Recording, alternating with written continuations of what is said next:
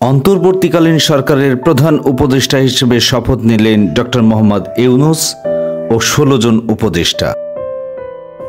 বঙ্গভবনের দরবার হলে তাদের শপথ বাক্য পাঠ করান রাষ্ট্রপতি মোহাম্মদ শাহাবুদ্দিন। প্রধান উপদেষ্টা ডক্টর মোহাম্মদ ইউনূস এই দপ্তরের বন্টন করেন। আজ শুক্রবার মন্ত্রিপরিষদ বিভাগের প্রজ্ঞাপনে তথ্য জানানো হয়। প্রজ্ঞাপনে বলা হয়েছে, এ আদেশ অবিলম্বে কার্যকর করা হবে।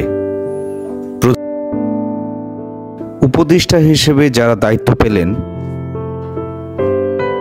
বাংলাদেশ ব্যাংকের সাবেক গভর্নর সালেউদ্দিন আহমেদ অর্থ মন্ত্রণালয় ও পরিকল্পনা মন্ত্রণালয়ের দায়িত্ব পেয়েছেন।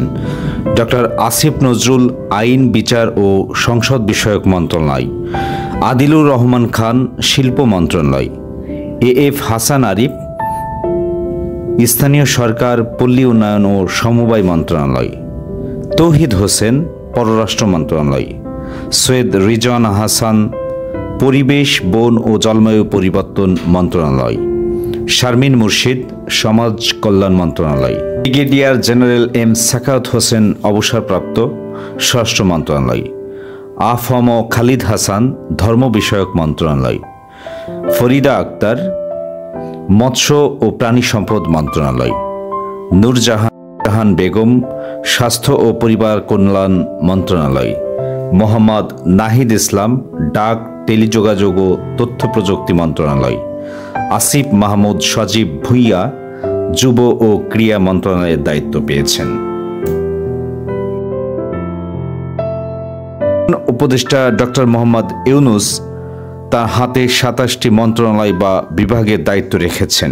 এগুলো হলো মন্ত্রিপরিষদ বিভাগ, প্রতিরক্ষা মন্ত্রণালয়, সশস্ত্র বাহিনী বিভাগ, শিক্ষা মন্ত্রণালয়, সড়ক পরিবহন ও সেতু মন্ত্রণালয়, খাদ্য মন্ত্রণালয়, গৃহায়ন ও গণপূর্ত মন্ত্রণালয়, ভূমি মন্ত্রণালয়, বস্ত্র ও পাট মন্ত্রণালয়, কৃষি মন্ত্রণালয়, বিজ্ঞান ও প্রযুক্তি মন্ত্রণালয়, রেলপথ মন্ত্রণালয়, জনপ্রশাসন মন্ত্রণালয়, বিদ্যুৎ, জ্বালানি ও খনিজ সম্পদ মন্ত্রণালয়, নৌ পরিবহন মন্ত্রণালয়, পানি সম্পদ মন্ত্রণালয়, মহিলা ও শিশু বিষয়ক মন্ত্রণালয়, দুর্যোগ ব্যবস্থাপনা ও ত্রাণ মন্ত্রণালয়, তথ্য ও সম্প্রচার মন্ত্রণালয়, প্রবাসী কল্যাণ ও বৈদেশিক কর্মসংস্থান মন্ত্রণালয়, বাণিজ্য মন্ত্রণালয়, শ্রম ও কর্মসংস্থান মন্ত্রণালয়, সংস্কৃতি বিষয়ক মন্ত্রণালয়,